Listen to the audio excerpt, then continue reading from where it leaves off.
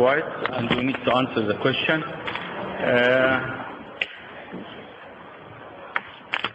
Name of the Father, Son, Holy Spirit, one God. Amen. We talk today about second canonical book. The people they see the St. George Youth magazine, you found now they start put some topic about second canonical books. If you look to our Bible, the one you have in your hand, you're not going to count these second canonical books. Like last article was last magazine. Anyone here read it? What was the last article in last St. George magazine? Last one was black. Was talking about wisdom. Wisdom of what? Who working in the magazine now? You're helping in the magazine, that's right? Imagine you're helping the magazine and you not even read. You expect the people outside can read? Alright. Was the wisdom of Jesus, son of Sarah. Where we found this book? This book, you found it when we talk about second canonical books. What are second canonical books? Second canonical books, it's a big topic. We never can cover in one session like this or one topic. It takes a lot of time. Take from me around 22 years search to finish these second canonical books. When I was in theological college and we have assignment was about Book of TOBIT, the one first book I published. I was looking to all the books, all library, anyone to write anything about Book of TOBIT will not have any. So I decided after I finish, I start to do more search. I got all encyclopedia about Nicene and post-Nicene and anti-Nicene Father. Anyone here heard about this up before? This one is about maybe 38 volume. I got it at home and I start to search. What the Father of the Church say about these books and type of these books? Why these books not in our Bible? And why we not use them often in our church? So start the search until I did all of them. We translate 4 of them in English and English from Arabic. And we're starting try to translate them. If you go on my website, we have wahib.com, you found all the books, Arabic and there's one English you found. If you go on my website, you found all the sermon about second canonical books I gave. And YouTube, now we start to download it all in YouTube, so a lot of people, they can know about second canonical books. I will give some questions at the beginning to see the knowledge for our young new servant, how they're going with our Bible. How many books in our Bible? Anyone here remember? How many books in our Bible? 66, very good. You always remember the 66, exactly like book of Isaiah with 66 chapters. We have after this one, we have another 7 books. So how many books do we have in our Bible? 73. We have 73 books. Okay? So we've got 73 books in our Bible. How many people wrote our Bible, you think? How many people wrote our Bible? Any idea?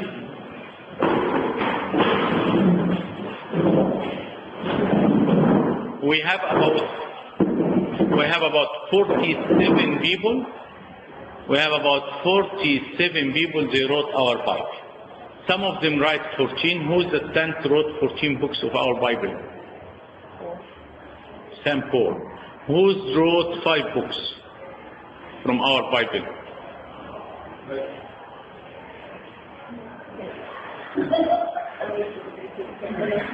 Yes. Not all of them, but yes, I bought this one.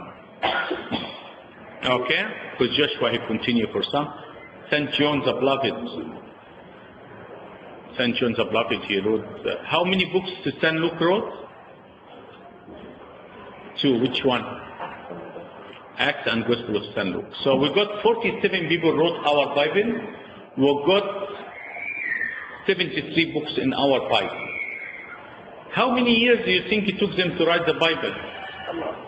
Yeah, a lot. I know a lot. More than your age, I think. But how many? 400 and something. 1,600 years. Close, very close. If we say Book of TOBIT takes 3 years, we say Book of Matthew 1 year. If we say Book of Revelation 2 years, and they calculate these years, they found 1,600 years. Take them to write this Bible. All right, how many chapters in our Bible?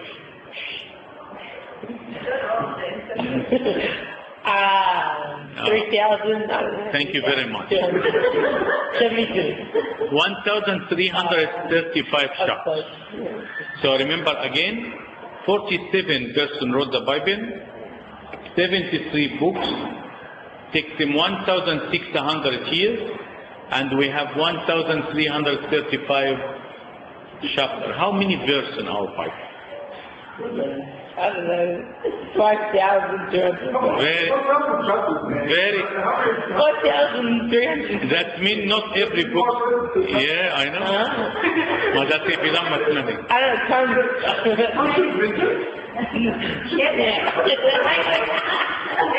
I failed. Yeah. Around 33,000. I was closer than my other guesses. All right. How many minor prophets in our Bible? How many? Minor prophets. How many minor prophets in our Bible? 12. 12. How many major prophets are we?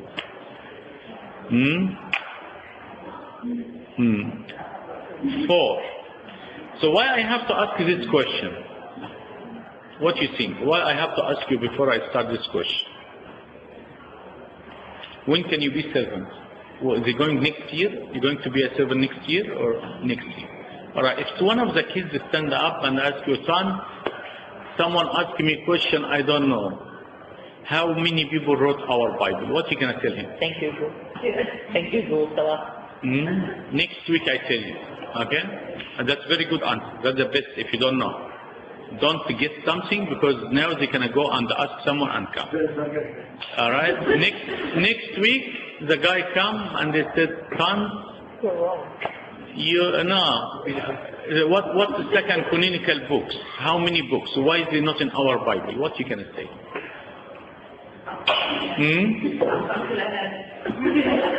Next week I come to you. Third week he can ask you a question. What you think about yourself as a servant? You understand me? If you go in the school, if you go to the school and you ask the teacher question and you expect him, he know, that's what we think is they know everything. If you go to him and ask him question and he doesn't know, you come again, he doesn't know. What do you think about this teacher? You know, and you have to be very careful. In our time it was hard, these kids get knowledge. Now it's very quick. They can find the answer. And if you say something wrong, they can come and they not understanding maybe you didn't study or didn't do. They can embarrass you in the class. Honest, because they kids, they want to challenge you. They look to us, we should know everything. So just be careful because what I explain, you can be a servant, you can stand in the class, you expect the question coming from anywhere, from anyone. And these young people, the year 4 now, in our time he was year 4, our year 4 now, he know maybe year 7 or 8. Year 10, maybe he know knowledge like university now. Because the technology now and the media, they have everything else. So very important, I repeat this one again. So we got 73 books, our Bible plus second canonical books. We got 1,600 years took them to write the Bible. We got 47 writers. We got 1,335 chapters, 33,000 verses. We got 12 minor prophets and 4 major prophets. Okay? The Bible we have in our hands, it's written, it's printed by the Protestant Church. These 9 books, or the separate, or 7, they not include because the Protestant Church, they not believe in them, and we explain why. So that's why you not found it here. So if you look to this Bible, you found like all the church believe in this. But second canonical books, you found all the Catholic, type of Catholic church, Roman Catholic, Coptic Catholic, Armenian Catholic, any Catholic church, they believe in this book, and any type of Orthodox. And any type of Orthodox, they believe in this book. Russian Orthodox, Macedonian Orthodox, Coptic Orthodox, they believe in second canonical books. And if you see the Greek books, the Greek Bible, you found this includes the Greek Bible. If we need to look why these books, the 9 books, not in this Bible? Number one, some of the books written after Ezra the priest, he collecting the Old Testament. So some of them was written after, that's why they not include. When Ezra the priest collecting the Old Testament and he started to put Old Testament in order, some of these books written after. And some of these books they didn't found, because as you know, the Israelites was separate everywhere. Everywhere they were separate. So some of them have some type of these books, and some have these books, some they collect the books, and after they come back from captivity, they start to restructure this Bible again. They found that some of these 7 Old Testament not there. After the church take it, and they have to look to this, and they found this as a canonical, because they not written, not include here, they call it second canonical books.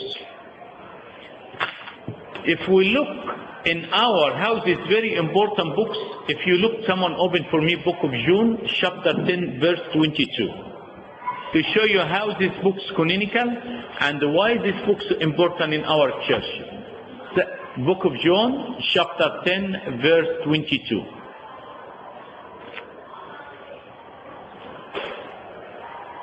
Did anyone found it yet? Yep, can you read for us? That was a beautiful dedication to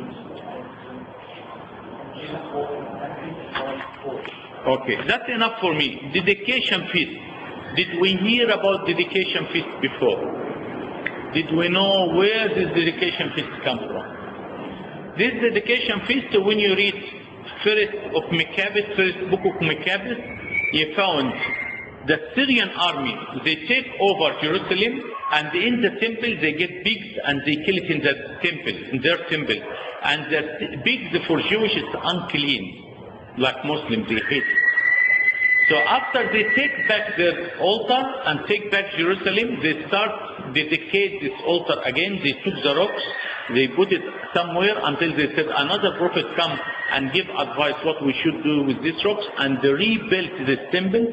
And with every year they celebrate when they come back and took the Jerusalem over from their enemy. This is the dedication feast. Jesus himself, to show you how important, he used to go and celebrate this feast in Jerusalem. So if Jesus himself consider this one and take it very important and go celebrate this feast, that means, and this feast only happen in second canonical books, that means this book's very important to us. If we go to know the name of these books, number one, the book of TOBIT, the one we'll go through very quick today. Number 2, book of Judas. Number 3, we have Esther in our Bible, but something called compilation of Esther. Number 4, we have Daniel in our Bible, we have something called compilation of Daniel. Number 5, wisdom of Jesus, son of Sirach, wisdom of Solomon, first Maccabees, second Maccabees, and book of Baruch. It's 9 books. 7 separate and 2 compilation. That's the second canonical books. Some people, they call it Apocrypha, or maybe you hear this name. Apocrypha, we not take this name serious, because what to mean Apocrypha, that means the hidden, or something you're talking about mythology or something. It's not true, not really. The church not agree with this name at all. They call it first canonical books. The father of the church, 3rd generation, 4th generation, Saint Augustine himself, he said, if anyone is not using these books, we excommunicate him from the church. So in one of the council of the church, Jerome, Origen, all these people use these books, and they take it and they take some of the verses in their writing. Saint Athanasius, when he talked about Jesus, one was the father, he used some of the verse from book of Baruch to answer back Arius. All these people, when they translate a translation of during the time of Bartholomew, the 70th, they call it Septimium or when they translated, and 72 people they was translating, these books was include this one. The Coptic translation of the Bible, these books was inside, and one of the very important resource when they cross-reference any verses. So this to show you the second canonical books, it's very important and should read by the church. I give a big introduction here. You will find in this book but we need to go through this stuff. When we read Book of Tobit in our church, any idea? In Passion Week, in Great Lent, week number 6, in Friday, in week number 6, the church, before they start the Mass, Abuna have to read all this Book of Tobit. Have to read all of them. If you look in Book of Daniel, they got the story of Susanna. When we read the story of Susanna, in night of after Good Friday night, we come back, Lilit Abu Ghalamsis of Klapsis, we have to read the story of Susanna. Another story of the praise of the 3 young men. We read it every day in Tasbihah. You found, and in Passion Week, we read a lot about wisdom of Jesus, son of Sirach, wisdom of Solomon. A lot of them we read in Passion Week. So we read it a lot. And Book of Tobit, I said before, full. They read full version of the writing in before the Mass.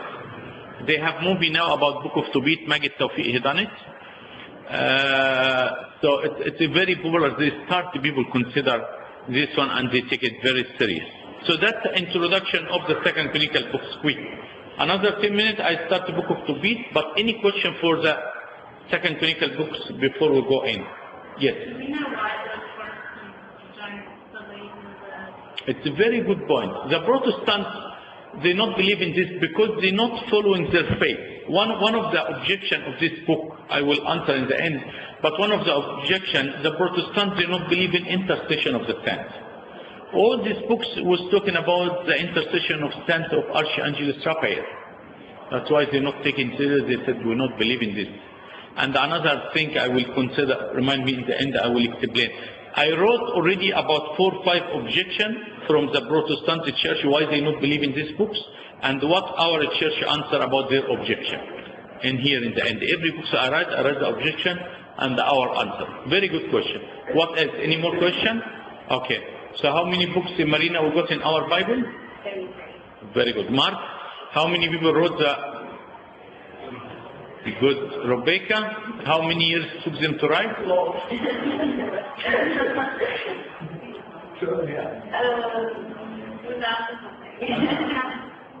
1,600. James, how many verses? 30,700. I don't know. Verses. Oh, no, yeah, Verses. 30 something thousand. 33,000. Okay. How many chapters? 1,335. Very good. Very good. How many minor prophets?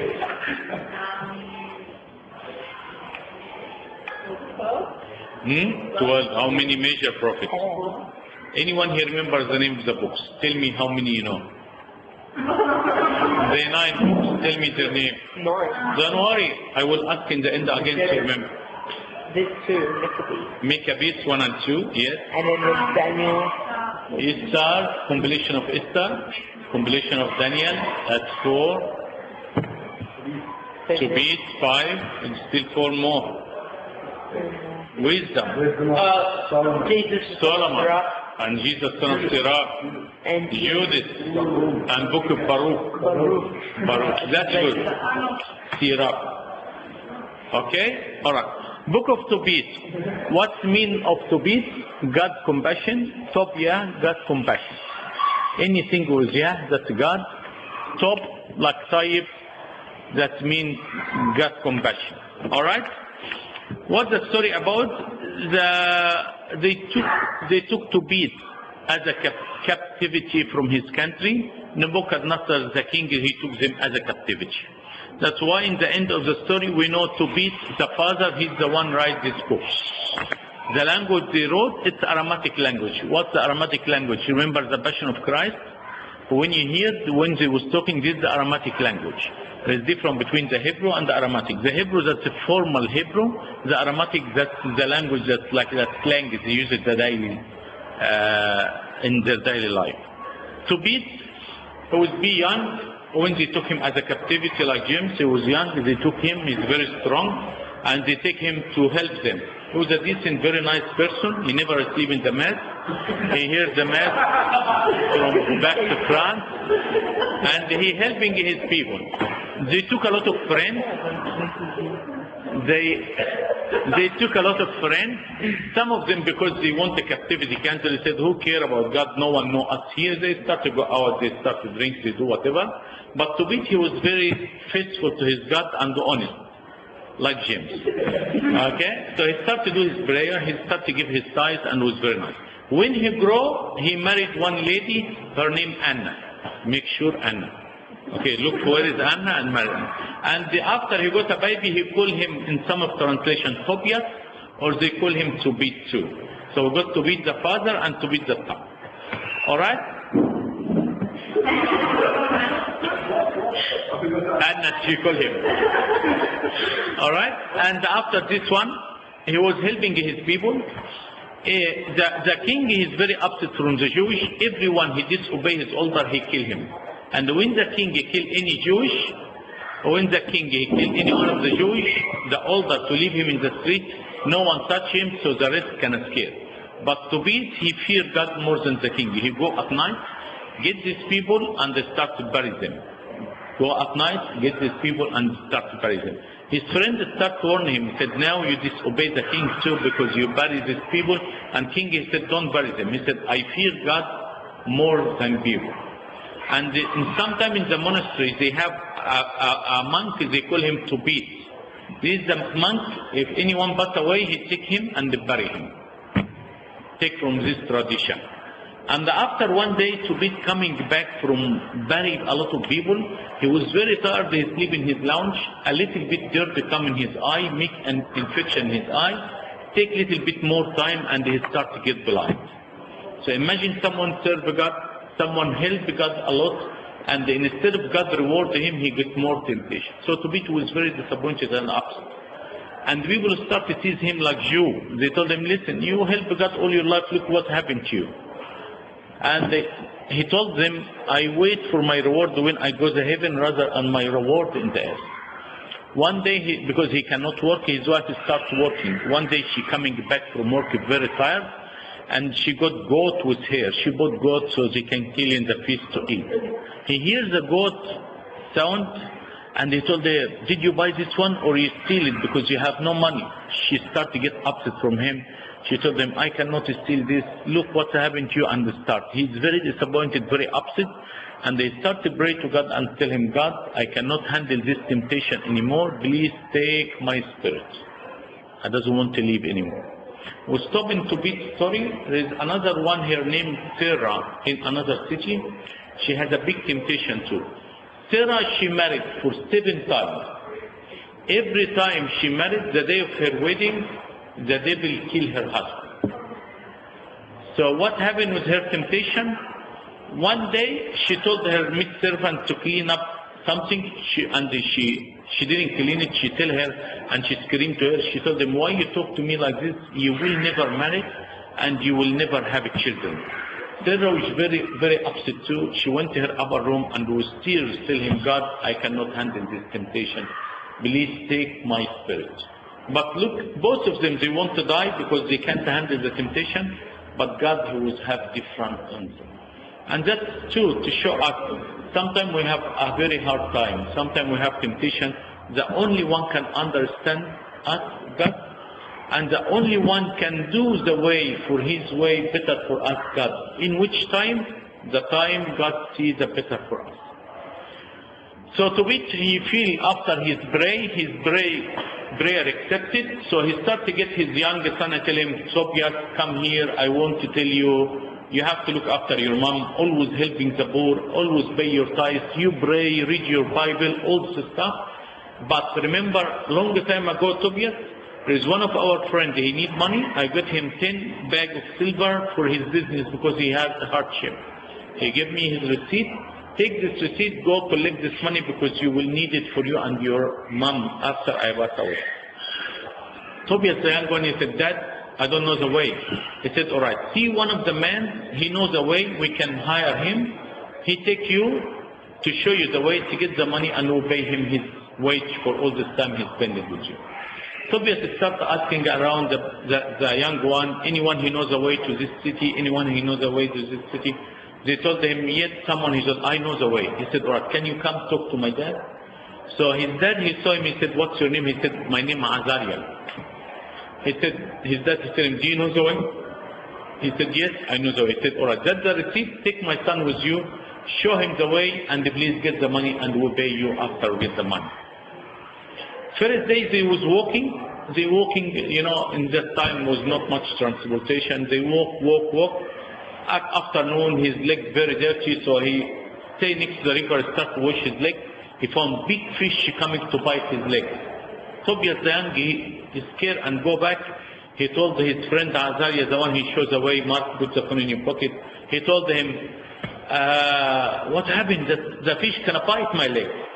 He told him, if this fish come back to bite your leg, take it out from the gill, you know, from the gills out. So the fish coming to bite him again, he took it from the gills out. He said, this fish is very good for us. We can clean it, we can cut it pieces, we put some salt, can help us, we eat it in the way. We can cook some of them. And the kidney of the liver of this fish, if someone is blind, he can describe his eye, cannot see again. And you know, the liver of this fish you put in the pool, if any demons we cast them away. So Tobit, he said, all right, they took the fish, they started to clean it up, they picked it up, and they took it with them, and they're still walking. When they walk for 2-3 days, they come close to the city of Sarah. So Azariah, he told Tobit, listen, there is one girl here, her name Sarah. She has a problem, and I want you to go propose to her to marry her. Tobit, he said, how come? I heard she married 7 times, and every time she married, her husband died. I am the only child for my family. If I die, you know, maybe you take the money and whatever. He said, no, listen, I will tell you who these people, the devil cannot control them. He said, the people they married, and they married only for luck, that's why devil cannot have authority on them. That's why the devil, they didn't touch Sarah, they only touched these people, because Sarah, she was very pretty and rich. So he went to her dad, told him, I want to marry your daughter. The dad was scared. He told him, listen, I know you're one of our relatives far away, but you know what happened? He said, the Azariah, he get interrupted. He said, he's the only one can marry your daughter, and please. So the father said, all right. So, and the Azariah was the archangel Raphael, but he be formed in human. He told him, listen, I tell you what you do so the devil cannot kill you. First 3 days after you married, don't touch her as a husband and wife, just spend these 3 days in fasting and prayer. And this was in older days in the church, that was the wedding. The wedding, they come at night, they attend العشية, والhusband والwife attend التسبيحة, بعد كده يسهروا في الكنيسة until morning, وبعد كده during the mass أبونا بيعمل الwedding during the mass, والhusband بيسيرف as a deacon inside, والwife بتقعد في الهيكل بتاع الستات، وبعد كده بيروح المونستري وعندهم أوضة في دير مريمينا في مصر اللي بيقعدوا اسمها أوضة توبيت، الhusband لوحده والwife، وafter the 3 days البريست بيصلي عليهم, you join each other as a husband and wife. That was the early church. One of my friends, he's a priest now. When he married, he done the same. And that's why we never have a problem with divorce. We never have a problem with what the reception, who get the cake, who do what. Because it was a spiritual wedding. That's why in olden days the wedding was very successful than nowadays. So anyhow, back to our story, you found a big chapter about this wedding in olden days. What happened in this story after this? They married, so they start to pray, and the Azariah told the Tobit, remember the kidney I told you put in the pool, will cast demons away. So Archangel Raphael cast the demon away from this home, and you know where they cast him? He said the end of the world. It was in that time, he said Egypt. They cast it away in Egypt. That's why Egypt have a lot of problem now. From this demon, he cast it away. They start to pray. The father next day come. He told his servant just to start digging the grave. We have a new one coming, you know. They started digging the grave and they waiting. So they went to knocking the door. They found he still answered. The father was very happy. He's still alive, and he said, no, you cannot go. We have to celebrate. They go on the way. After this, they celebrate, big celebration, because her husband didn't die. The father definitely was disappointed. His daughter, 7 times married. You know, she was cursed. And who can I marry here again? You know, something like this. They had celebrating. They stayed for 2 weeks to celebrate, and she was very rich. So TOBIT, he told this Azaria, I'm busy now. I cannot go. My father-in-law, can let me get. You get the receipt and go to this man, collect the money back. He went to collect this money, and they're coming back, and TOBIT, his father-in-law, he gave him his wife Sarah and gave her half of her money. He said, and they go back to their home. Azaria, the man, he coming with him, he said, when you see your dad, take this lever and describe his eye. If someone blind, he can see again. When he sees his dad, he give him a hug, describe it in his eye, the scale, like something like fish scale coming down from his eye, coming down to his eye, and they start see. And they start to see again. And so TOBIT was happy, his father was happy, his wife Sarah, she married and she was happy. So TOBIT, he talked to his father, Dad, what we can do with this person? He gave us our money back, he helped me to marry Sarah, Sarah she come and all this money, what we can do to him? He said, the best way we can do, because this man was honest with us, he gave us all this blessing, we give him 50% from all what we collect. So they started giving him 50% from all they collect. They found him, his face started to change, his wings started to go up bigger, and they told him, I am the Archangel Raphael. God, he sent me because he never forgets the good deed you done with the poor and these people, and he never can forget what you done to these people. That's why God rewarded me for what you did. Write all this in book, and so people will remember you forever about if anyone helping the poor, if anyone serve God, God never let him down, never let him down. And he wrote this in books. That's a quick about the story in 10 minutes. It's already this 16 chapter, we cannot cover in 20 minutes. One of objection of Protestant church about this book, he said, we cannot believe to tell us, if you get the liver of the kidney or liver of the fish in someone's eye, he will see again. So how we can believe in something like that? We tell them, listen, I believe what you say, yes, if every time someone blind, I got the liver of the fish scribed in his eye, he's not going to see, definitely. But what happened, we have to look in the Bible. A human have body and the soul and spirit. When Abuna, if someone sick and Abuna and come home and anoint someone with oil, and this person healed, who healed him?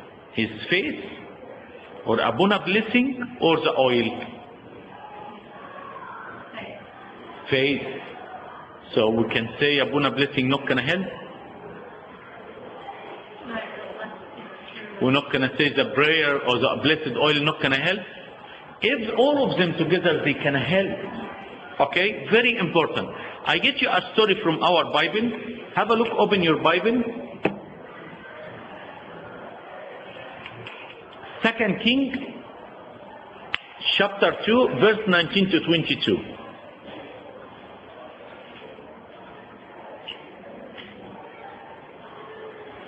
Second King, chapter 2, 19 to verse 22. This is the Syrian, the chief of the army, this man who was leprosy. But Elijah, he told him, go swim in this water, go down in this water 7 times. Your skin can be perfectly after this. And he went in the water 7 times. Michael, can you read for us, please?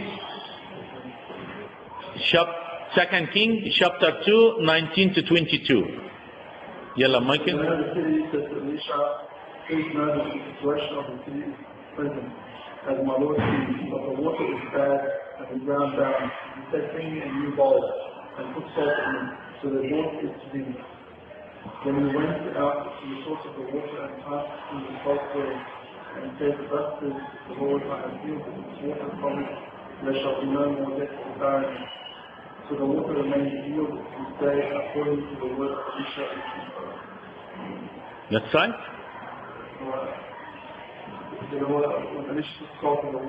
No, this one about salt. People coming to drink from water with poison water. So Alicia, they tell them, don't worry about, just to put some salt, and this water, what can happen to the water? The water heals. The water be perfectly, you can drink. If we bring any water and we put salt, poison water, the salt can do anything to the poison?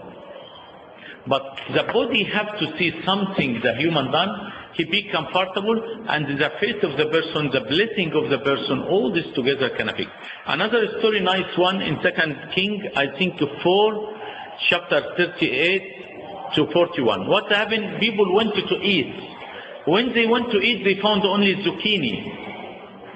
Book of 2 King, chapter 4, verse 38 to 41. They found poison zucchini. So when they found the zucchini, they start to eat. The zucchini was poisoned. So they told him, man of God, the food is poison. He said, don't worry about this. Get a plate of flour and throw it in the pot and cook it, continue cooking. And after eat. After they start to eat, they found the zucchini alright. But what the flour do with the poison from the zucchini? Michael, can you read for us? That's correct verse? Yeah. And Elisha returned to Gilgal, and there was a famine in the land, and the sons of the prophets who were sitting before him and said to his servant, put on the large pot and boil stew for the sons of the prophets. So one went out into the field to gather herbs and found a wild vine and gathered from it a lap full of wild fowls. And came and sliced them into the pot of stew, though they did not know what they were. Then they served it to them to eat. Now it happened as they were eating of the stew, that they cried out and said, men of God, there is death in the pot, and they could not eat it. They said to them, bring some flour, and he put it into the pot and said, serve it to the people, that they may eat. And there was nothing harmful in the pot. Okay, so how the flour can take the poison away, but the body need to see something. That's why they believe. Well, I end with nice story. One lady, she widow, she had a very small boy. Play outside his, the small village, play outside. And when he was play outside, some trucks go back reverse, hit the guy, nearly die. People was screaming to the truck to stop. They stopped the truck, scream and shout. The lady, she coming out from her home, she found her son nearly died. They took him quick to the hospital. And in the hospital, the doctor told her, listen, he got a big, problem in his skull, brain, bones broke, and a very, very serious case. We're not sure he can be alive or not. The lady, she was crying and crying and crying. Another lady was next to her. She told him, listen, my son, his two legs broke, and I went to the church next to this hospital. A priest is called Abu Nafshoy. I went and I tell him, he prayed for him, and thank God his leg now it's good, the operation successful, and a couple of hours I will take my son and I go home. She told her, where is the church? She said, the church just next to us, 2 streets from here, let's go. The lady, she went to look for this priest, his name Abu Nafshoy. In another hand, in this كان عندهم مهرجان الكرازة. عارفين مهرجان الكرازة اللي زي دلوقتي كان في Egypt. With competition, a play competition between the church. And in this competition, the play was one guy, he was playing to do a priest. One of his play was he had to do act as a priest. But the original guy, he's supposed to act as a priest, he didn't come. The guy he was doing the play, he not gonna find anyone. He found only one guy. This guy, he come to church hardly, he smoke, he do this and that. But because he not gonna find anyone, he said, you the one come and we do the priest. I only want you to know this full line by heart, that's it. So the guy was, they put the makeup, he started wearing his beard, all the stuff. And the lady coming, she asked, where is Abu Nafshoy? Where is Abu Nafshoy? She can't find. And she found this man as a priest. She told him, you Abu Nafshoy, please, I want you to say one word to my son, he can get healed. So everyone was quiet, and this, the one he acted priest, he found the lady cry and kissing his hand, come down to his feet, please, my son dying, tell him something. Tell him my son cannot be still alive. He said, all right, go, your son cannot be alive. The lady went back to the hospital, and she was waiting and crying. After 4 or 5 hours, the doctor coming out from operation room, he told her, you know, you're lucky, you have a miracle. We don't know what happened. Your son's operation was very easy. Your son is still alive and he will recover very quickly, people. She was very happy. She was looking for the lady. She told her about my son, his leg broke. She wants to tell her to thank her because she told her this advice. She asked the doctor, "Doctor, where is the lady her son was, his leg broke, or her phone number?" He said, "There was no one here." She said, "The lady, I talked to her in the morning." She said, "No one here." The doctor told her, "In 4 days until now we haven't got anyone come broken leg." The lady, she said, "Maybe the doctor busy, he doesn't know." She went back to the church and to thank this priest, Abu Nafshoy. And she was looking for Abu Nafshoy. She found this guy, he just finished his play and coming. She told him, "Thanks Abu Nafshoy, kissing his feet, kissing his hand, you saved my son's life." The people, they told her, "He's not Abuna." They started to take the beard off and told her just the person who was acting. She cannot believe. And this guy said, "I did this miracle." He started change. And the one who was smoking, the one who was doing this one, he said, "Lady, I just was acting, but I saw your tears. That's why I said you go." And for the faith of the lady, for the God, he organized all this one to heal this boy, for the faith of the lady, and this person who was acting the priest, he changed too. So to tell you, we cannot take something for granted for everything. Like the Protestant said, if we every time we put, you know, liver of the fish to someone eye blind, he can heal, he never can happen. Elijah, when he put a flower in the zucchini, poison zucchini, can heal? Never can happen. But the miracle, something you need to hear, something you need to get touch or, you know, to feel. So when you go, you can, God working the miracle like this lady with this one. Glory be to God forever and ever. I mean, any question? Thank you. You got your time correct?